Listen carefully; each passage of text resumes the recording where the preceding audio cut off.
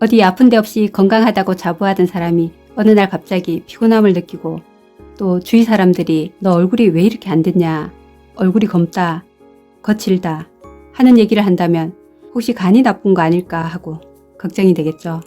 혈액 검사를 해봤는데 간 수치가 높게 나왔다면 너무 과로하고 있거나 술을 자주 마시고 있으면 당연히 휴식을 취하고 술을 줄이는 것이 가장 우선이겠죠.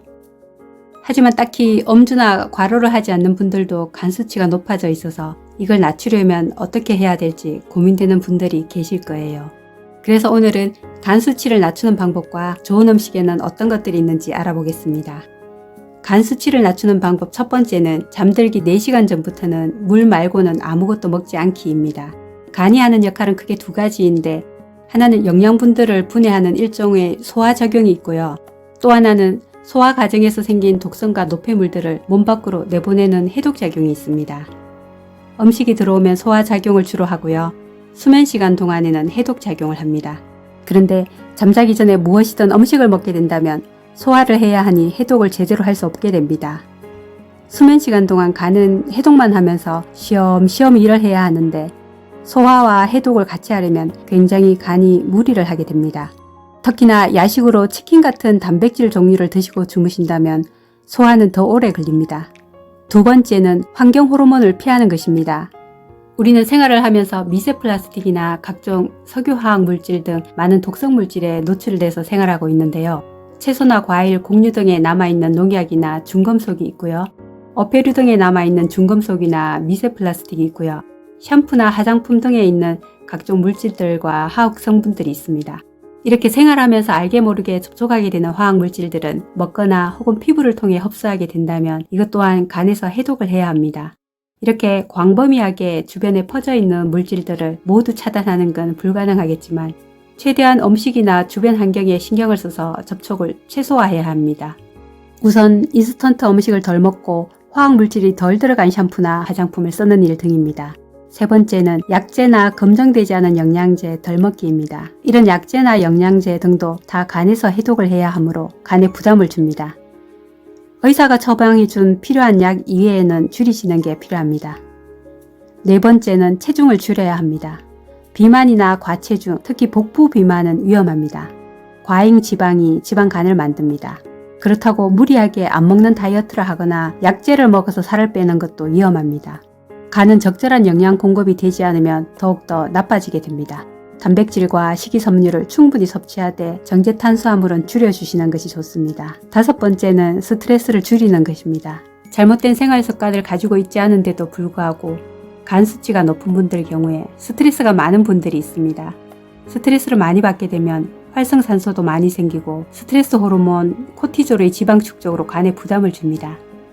그리고 스트레스 자체가 약이나 영양제처럼 해독시켜야 하는 위험 물질로 간에 부담을 줍니다. 그러면 이제 간 수치를 낮추는 음식에는 어떤 것들이 있을까요? 우리 몸의 세포들은 에너지를 만들어내는 과정에서 그 부산물로 활성산소를 만들어내는데요. 활성산소는 세포에 손상을 주는데 이것을 산화라고 합니다. 산화가 계속될수록 세포의 손상과 노화가 빨리 일어납니다. 그래서 이 활성산소를 빠르게 없애줘야 하는데 이 역할을 하는 것이 바로 간입니다. 그래서 활성산소가 많아질수록 간 또한 무리할 수밖에 없습니다. 이렇게 무리를 하다 보면 또 간 수치가 높아지게 됩니다.